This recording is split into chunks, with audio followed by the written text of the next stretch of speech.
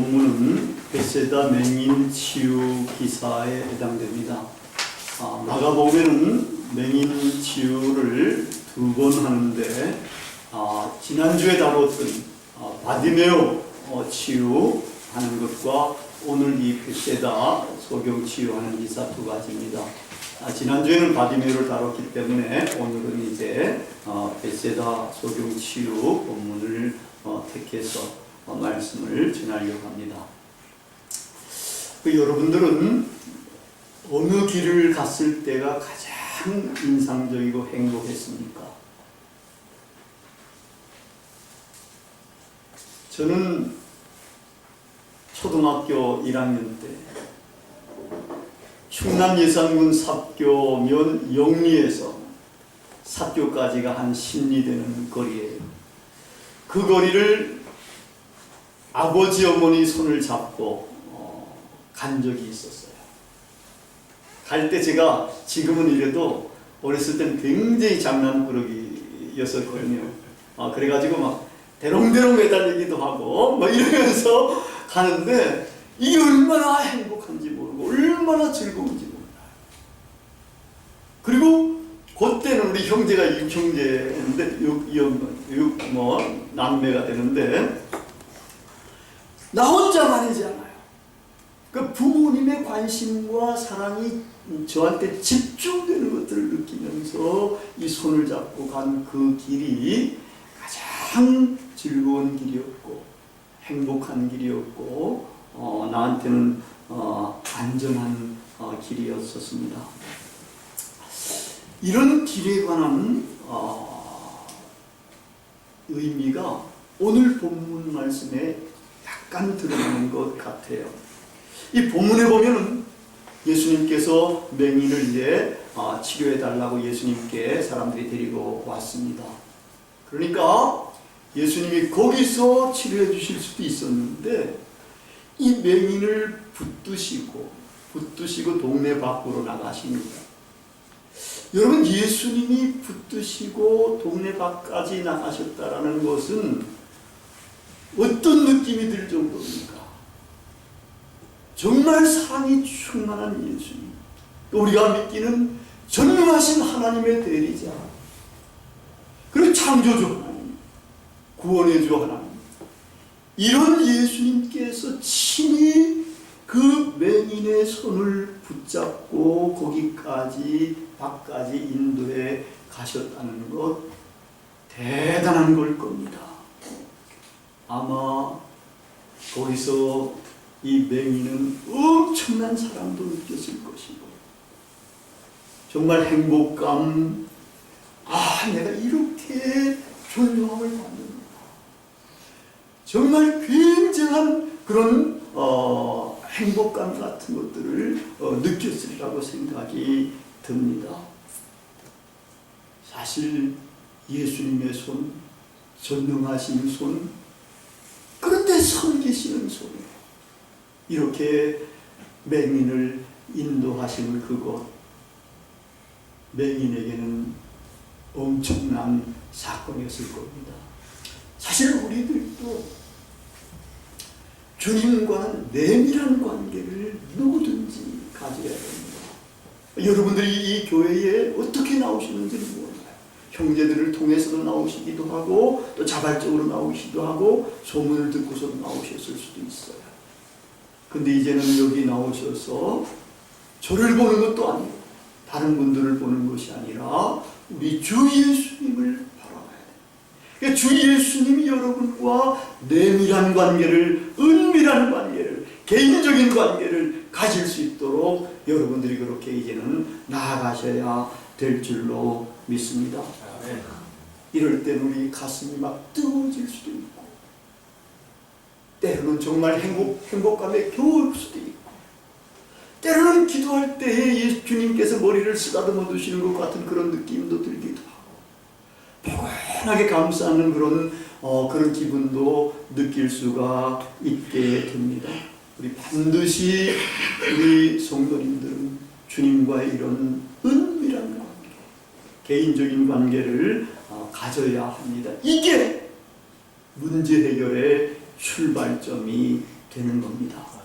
이제 예수님께서는 그렇게까지 밖으로 안내하셔가지고 이제 이 맹인의 눈에다가 침을 뱉었습니다.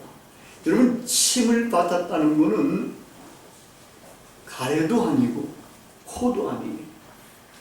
침이에요. 이 침 고대에서는 이것은 아주 특별한 치료제에 속하는데 안질에 아주 좋은 그런 이제 치료제에 속하게 되고, 고대에서는 귀신도 축출하는 그런 능력도 있는 것으로 이렇게 이제 이야기가 전해지고 있습니다.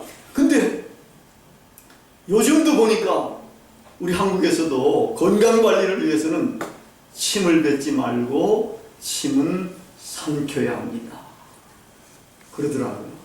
근데 저는 또 어렸을 때 안질이 생기고 뭐 이러잖아요. 근데 묘하게도 저희 아버님이 이 안질이 생긴 이쪽에다가 혀를 내시고 이렇게 그걸 핥으시는 거예요. 그럼 얼마 있으면 또 나았고, 나는 우리 애들한테 그렇게 못했는데 아버님은 그렇게까지 하시더라고요.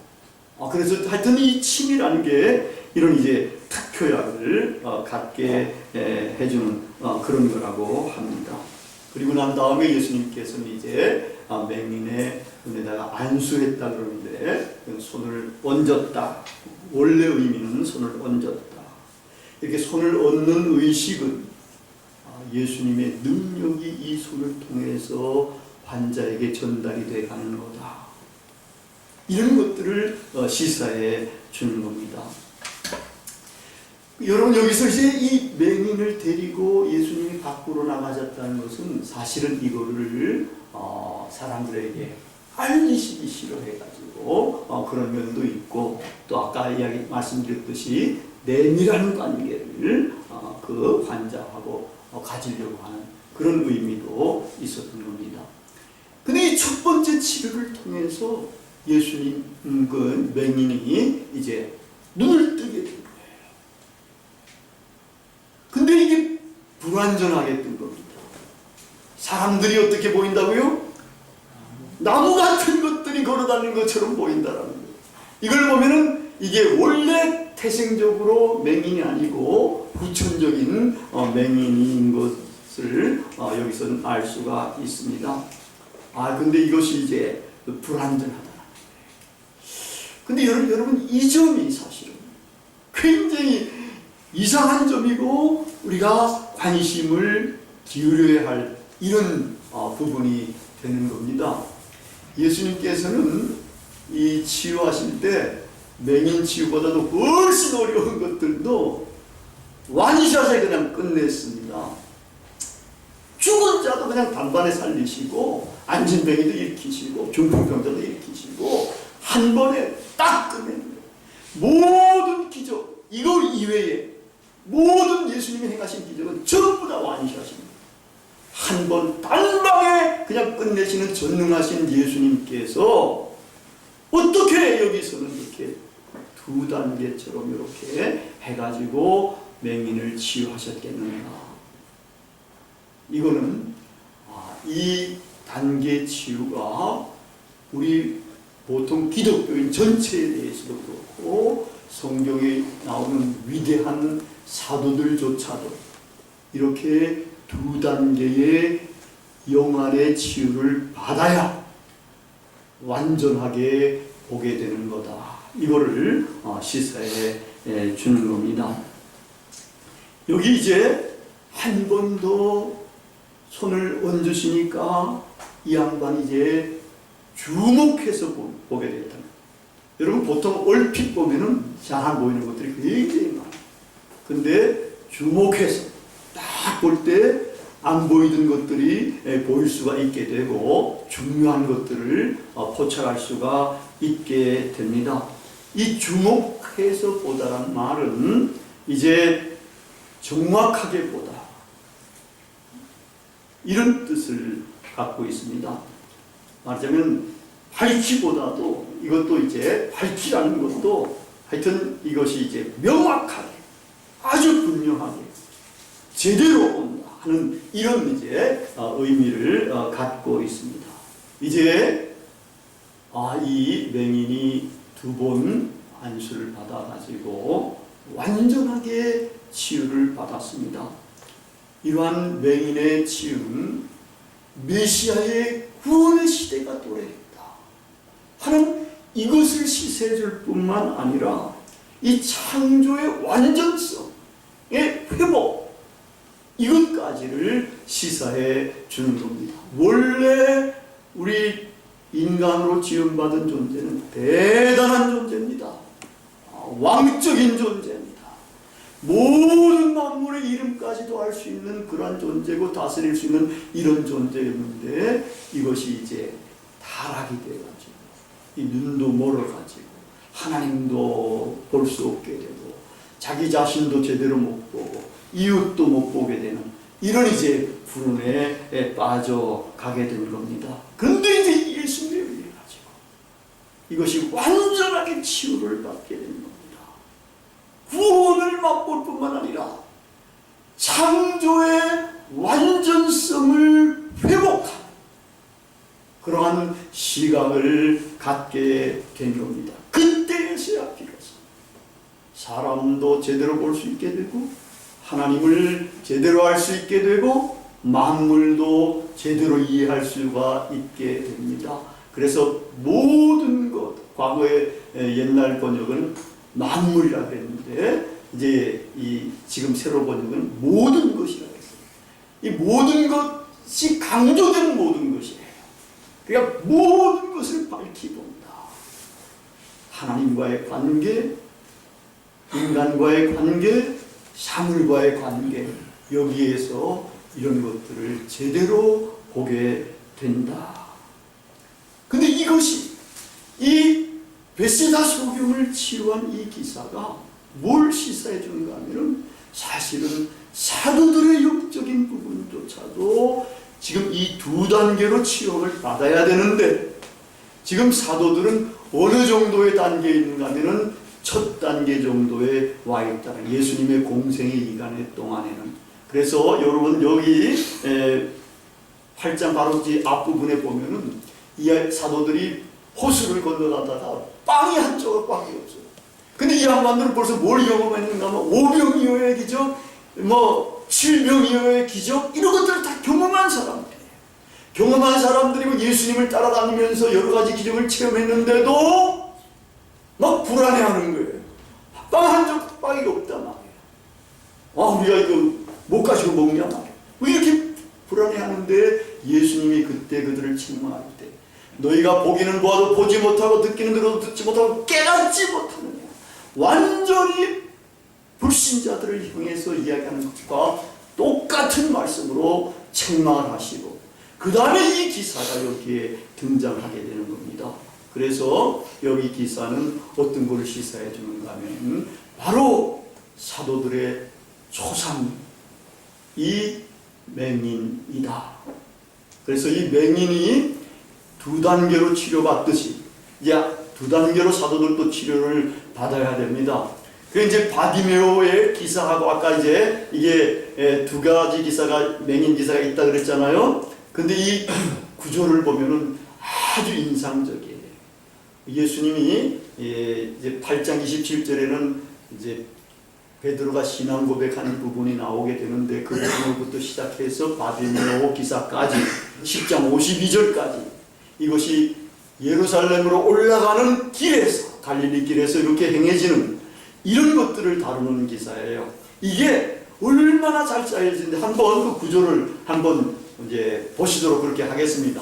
그 구조를 이제 보면은 여기에 길이 나와요. 길이라는 언급은 마가복음에서는 주님의 길, 십자가의 길을 말하는 거예요.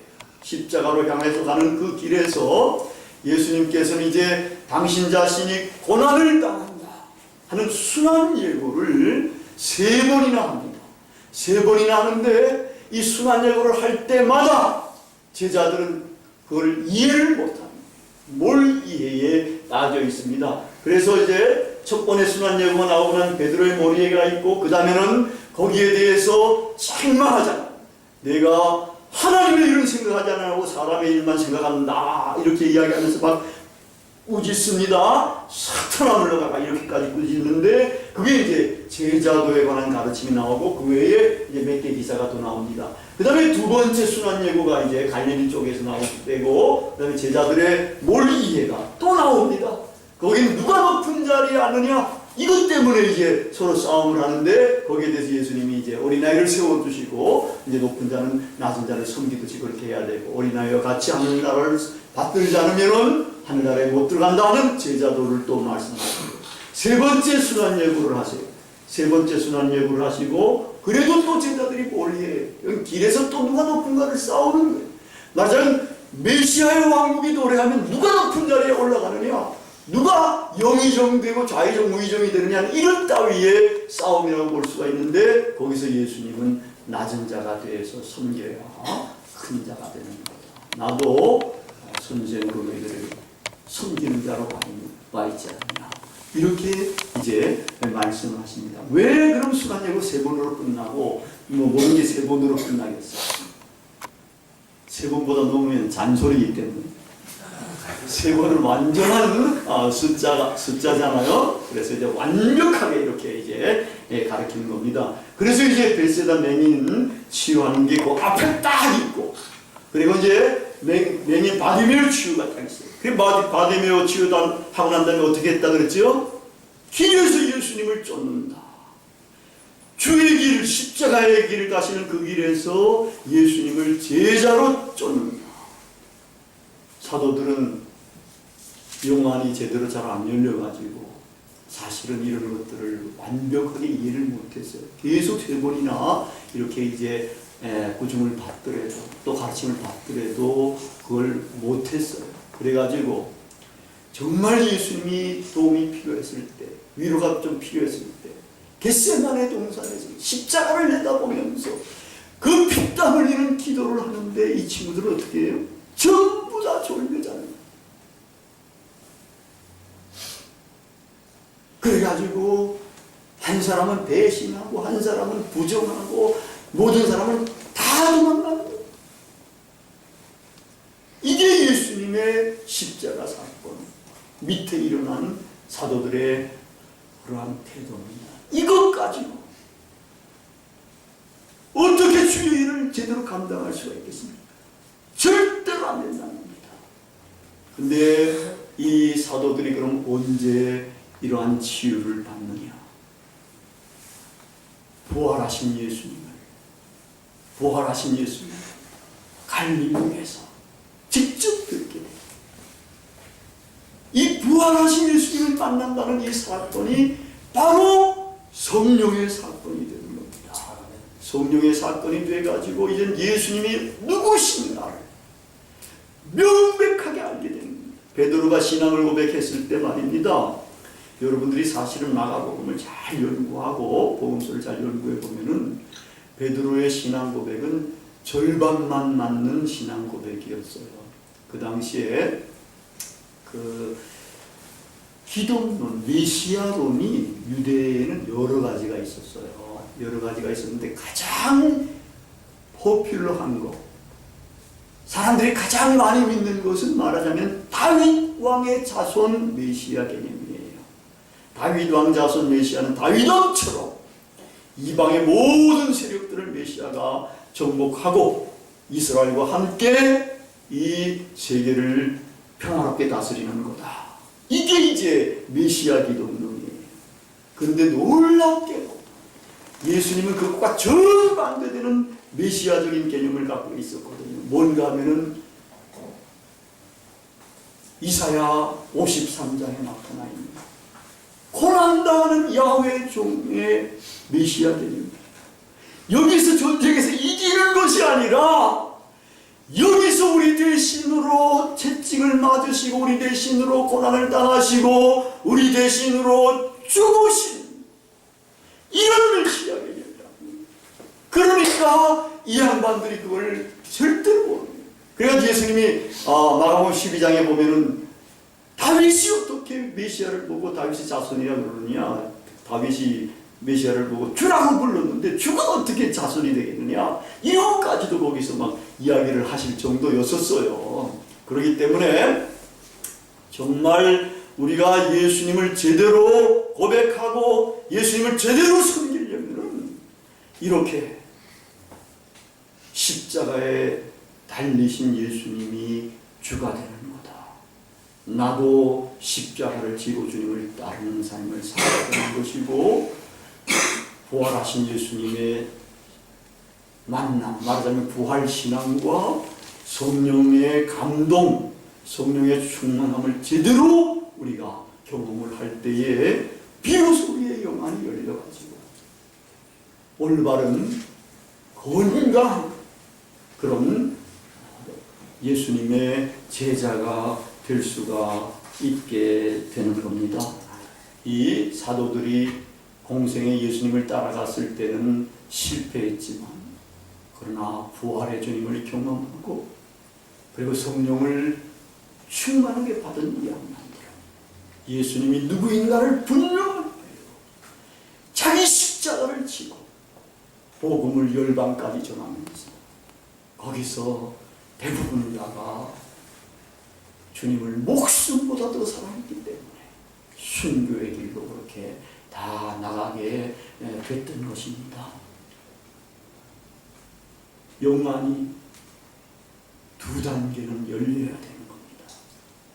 첫 단계 열려가지고 희미하게 열려가지고 사람을 사람으로 제대로 보지 못하고 사람이 나무 같은 것들이 걸어다니는 것처럼 보고 이러는 것들이 얼마나 지금 우리 사회에, 우리 기독교인 정신세계에 만연이 되어 있는지 모릅니다. 전부 다 인간을 수단으로만 보는 겁니다. 치명적인 겁니다. 인간을 인격으로 대해야 됩니다. 하나님을 대하듯 그렇게 인격으로 대해야 되는 겁니다. 우리 여기 모이는 형제자매들이 지금은 어느 신앙 수준이 어느 정도 되는지도 모르지만은 전부 다가 주님을 주님으로 고백하는, 주님을 아버지라고 부르면은 전부 다 우리가 예수 그리스도 안에서 형제자매가 된 겁니다. 형제자매가 됐을 때에 우리의 신분이 얼마나 대단해질 것인가. 하나님의 아들들, 하나님의 딸들이라는 겁니다. 이렇게 위대한 존재로 우리가 다 돼 있는데 여기서 불신하고 여기서 조금 신뢰를 주고 여기서 조금 잘못하면 신뢰도 닫고 이러는 것들은 우리가 아직도 영안이 제대로 열리지 않아가지고 그러고 있는 거다. 이렇게 우리가 판단할 수가 있게 되는 겁니다.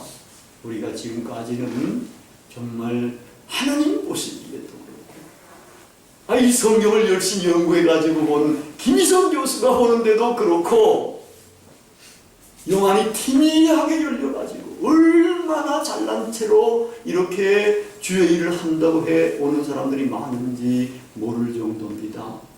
그래서 우리 기독교계에 가장 중요한 가치들, 정말 인간의 존엄, 인간의 천부의 인권, 이런 것들이 유린당한다 하더라도 관심을 기울이지 않고 살아가는 기독교인들이 얼마나 많은지 모릅니다. 그걸 잘 믿는다고 하고 있는, 그래가지고 지금까지 나왔는지도 모릅니다. 그래서 우리가 한다고 하는 일들이 정말 하나님이 보시기에는 제대로 못된 것입니다. 오히려 하나님의 일을 굳게 막는 이런 우리들이 아니었나 하는 이런 생각을 하게 됩니다. 우리는 이제 여러분들이 개인적으로 주님과 은밀한 관계를 일단 맺기를 원합니다. 정말 주님의 따스한 손길, 따스한 음성, 그래서 우리의 마음이 뜨거워지기도 하고 우리의 머리가 뜨거워지기도 하고, 이런 경험들, 내가 주님으로부터 굉장한 사랑을 받는구나 하는 이런 경험들이 우리 모두에게 있어야 우리가 이 세상을 살아가는데 힘이 생기는 시험과 환난이 오더라도 이겨낼 수가 있게 되는 겁니다. 이게 문제 해결의 시작이 되는 것이고, 이제 우리의 영혼도 이제 제대로 열려서 건강한 기독교인이 되어야 됩니다. 만물을 제대로 볼 줄 알아야 됩니다. 하나님도 제대로 볼 줄 알아야 되고, 나도 제대로 볼 줄 알아야 되고, 우리의 이웃도 제대로 볼 줄 아는 그러한 우리 형제자매들이 되어야 됩니다. 그렇게 될 때에 정말 하나님의 나라가 우리를 통해서 이 땅에 확산이 될 것이고, 하나님 나라의 그 아름다운 문화도 우리를 통해서 이렇게 확산이 돼 가게 될 겁니다. 우리 길벗 교회의 모든 식구들이 이제 이렇게 영안이 완전히 개안이 되어서 건강한 분들이 되어서 하나님께 영광을 돌리는 존귀한 하나님의 사람들이 되시기를 축원드립니다. 기도하시겠습니다.